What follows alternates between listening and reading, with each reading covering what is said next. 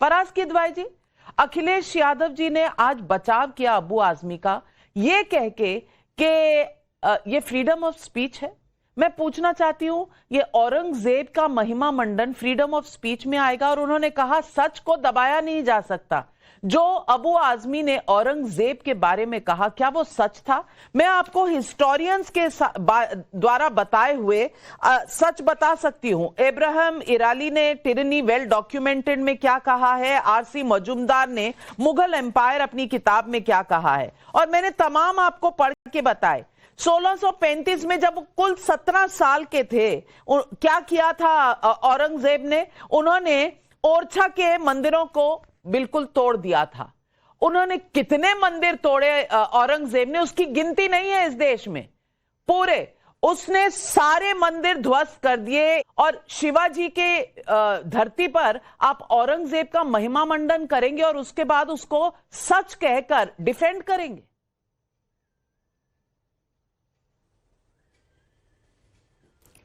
नविका जी, देखिए, आपने हमारे राष्ट्रीय अध्यक्ष आदरणीय अखिलेश यादव जी के एक्स पर जो उन्होंने पोस्ट की उसका जिक्र किया।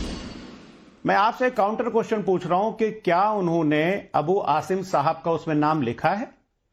अगर आप इंटरप्रिटेशन कर रही हैं तो इंटरप्रिटेशन में तो मैं ये कर रहा हूं कि 146 एमपी जब संसद से इस बात पर निकाल दिए जाते हैं कि लोकसभा में सिक्योरिटी ब्रीच हुआ, तो क्या उससे विपक्ष के सांसदों की आवाज दब गई? देखिए, ये एक फिनोमेना है भारतीय जनता पार्टी के राज में कि अलोकतांत्रिक तरीके से सांसदों का और विधायकों का निलंबन ये सरकार करती है। अब मेरा आपसे एक और सवाल है। अबू आसिम साहब ने जो बयान दिया उस पे उन्होंने अपनी सफाई भी दी, लेकिन विधानसभा में से सस्पेंशन, जो स्टेटमेंट विधानसभा के अंदर नहीं दिया गया हो, उसको बेसिस बना करके क्या किया जा सकता है? क्या यह कॉन्स्टिट्यूशनल है? मेरे ज्ञान को थोड़ा सा बढ़ा दिए नविका जी, मुझको नहीं पता। रही बात औरंगजेब की, तो देखिए, औरंगजेब का समर्थन ना समाजवादी पार्टी करती है ना मैं करता हूं। मेरा एक बिलीव है नविका जी कि नविका जी के इमोशंस, नविका जी के सेंटिमेंट्स अगर किसी चीज से हर्ट होते हैं तो उससे बचना चाहिए। और वैसे ही इस देश के करोड़ों हिंदू के सेंटिमेंट्स अगर एक औरंगजेब के नाम लेने से हर्ट होते हैं, हिंदू क्या मुसलमानों की भी मैं बोल रहा हूं, तो उससे बचना चाहिए। अब अभी आपने बात की तमाम औरंगजेब के क्रूरताओं की कि उसने जजिया टैक्स लगाया, उसने ये किया, उसने वो किया। क्रूर शासक था, मैं ये मानता हूं, लेकिन मैं तारीफ करूंगा यहां पर इस देश के करोड़ों करोड़ हिंदू भाइयों की कि उनके ऊपर ना सिर्फ औरंगजेब ने ज्यादतियां की, बल्कि मोहन भागवत जी कहते हैं नविका जी कि इस देश के हिंदू दलितों के साथ 2000 साल तक पशुओं जैसा अत्याचार हुआ। इसी देश में ट्रावनकोर में, केरल में बॉडी टैक्स लगाया गया, वो हमारी हिंदू महिलाओं के ऊपर लगाया गया। फराज किदवाई, ये इंटेलेक्चुअल डिबेट जो है ना, ये आज छोड़ दीजिए, क्योंकि आप कह रहे हैं कि जो एक्स पर पोस्ट है उसको अबू आजमी से नहीं जोड़ना चाहिए क्योंकि अखिलेश जी ने कहीं अबू आजमी का नाम नहीं लिया। तो मुझे बता दीजिए, इस देश में निलंबन का कॉन्टेक्स्ट कहीं और चल रहा था, और ये जब लिखा उन्होंने निलंबन की बात लिखी है, तो निलंबन किसी और का हुआ। संसद का सत्र चल नहीं रहा और महाराष्ट्र में निलंबन अगर हुआ, और कहीं पर भी जहां असेंबली चल रही है वहां निलंबन अगर किसी का हुआ है तो अबू आजमी का है। तो कम से कम ये पाठ तो मत पढ़ाइए। और आप एक इंटेलेक्चुअल में बड़े क्रूर थे। मैं आपको गिनवा चुकी हूं, जिस आदमी ने अपने बाप को नहीं बख्शा, अपने भाई को नहीं बख्शा, सर कलम कर दिया, एक भाई को विष पिला दिया, आप उसकी बात, उसका लेक्चर दे रहे हैं मुझे। फराज भाई, आज इस लेक्चर की इस देश में कहीं कोई गुंजाइश नहीं है, कोई जगह नहीं है, और आप कह रहे हैं आप अबू आजमी के साथ खड़े नहीं हैं।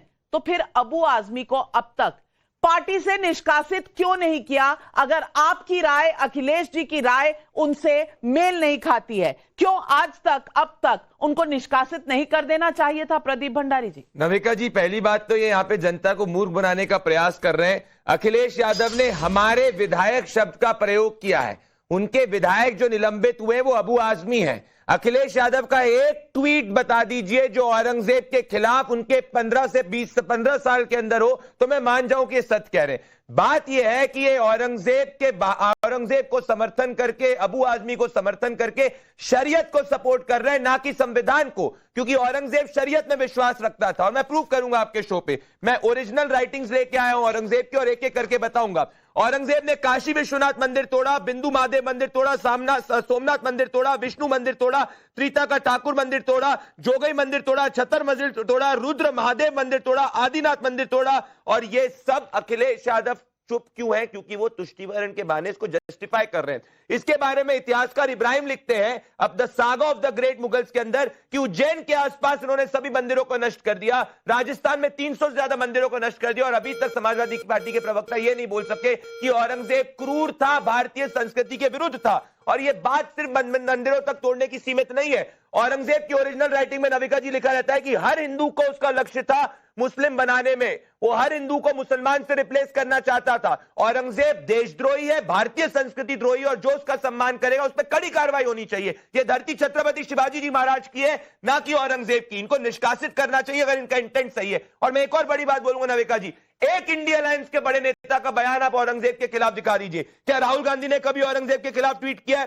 क्या अखिलेश यादव ने कभी औरंगजेब के खिलाफ कुछ बोला है? क्या ममता बनर्जी ने किया? इन लोग ने महाकुंभ को तो मृत्यु कुंभ कह दिया। बताइए अगर इनका इंटेंट औरंगजेब के खिलाफ है तो कब इनने कहा है?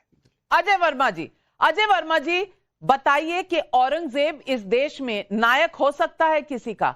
और आप क्या उस पार्टी के साथ खड़े होंगे जो औरंगजेब की गाथाएं इस तरह से गाता है जैसे इस देश में वो वीर बहादुर की तरह हो? शिवाजी और संभाजी की धरती पर क्या अब औरंगजेब की तारीफें सुननी पड़ेंगी? और क्या आप इतिहास से वाकिफ नहीं हैं? या गुरु तेग बहादुर को जब उन्होंने मुसलमान बनने से इनकार कर दिया था तो उनकी हत्या नहीं की गई थी, उनके अनुयायियों की हत्या नहीं की गई थी? क्या ऐसे आदमी को कोई भी नायक समझ सकता है? क्या आप ऐसी एक पार्टी के साथ खड़े होंगे जो पार्टी सुबह शाम रात दोपहर सिर्फ अपीजमेंट के लिए, सिर्फ ध्रुवीकरण के लिए, सिर्फ तुष्टीकरण के लिए औरंगजेब को नायक आज तक बनाकर रखा हुआ है इस देश में? क्या इस देश का मुसलमान औरंगजेब के नक्शे कदम पर चलेगा तो यह बोझ अपने सर पर क्यों ढो रहा है इस देश का मुसलमान? अबू आजमी की वजह से? देखिए नाविका जी, अभी प्रदीप भंडारी कह रहे थे वो क्रूर था, देशद्रोही था, अत्याचारी था, सब कुछ था। हिस्ट्री 3 होती थी, पहले एंशिएंट हिस्ट्री, फिर मिडल ईस्ट और फिर मॉडर्न। मेरी आवाज आ रही है ना? बिल्कुल आ रही है। जो कहिएगा सोच समझकर और सही कहिएगा। प्रदीप भंडारी जी से मैं ये पूछना चाहता हूं, जी हां, मैं प्रदीप भंडारी जी से यह पूछना चाहता हूं कि औरंगजेब को भारतीय जनता पार्टी मेन मुद्दों से भटकाने के लिए महाराष्ट्र में रक्षा खड़गे मंत्री हैं केंद्र की, उनकी बेटी को छेड़ा गया कुछ गुंडों के द्वारा, वो खुद थाने चली गई इन मुद्दों से भटकाने लिए। एक हत्या हुई है वहां प्रधान की, सरपंच की। ये केवल औरंगजेब को पोस्टर बॉय बना रहे हैं, अपना आइडियल बना के उसको छपा रहे हैं, टीवी पे चलवा रहे हैं, औरंगजेब के नाम पे पॉलिटिसाइज राजनीति कर रहे हैं, क्रूर हत्यारे के नाम पे राजनीति कर रहे हैं, उस देशद्रोही के नाम पे राजनीति कर रहे हैं। अरे बीच में ना बोलो, मैं आपके बीच में नहीं बोला था, आप अपना बीच में नहीं बोला। आपके प्रदीप भंडारी जी ये गलत बात है, ठीक है, गलत बात है। आप अपनी बात रखिए, आप अपनी बात रखिए प्रदीप भंडारी जी, मैं आपको काउंटर का समय दूंगी। अजय वर्मा जी अपनी बात रखिए।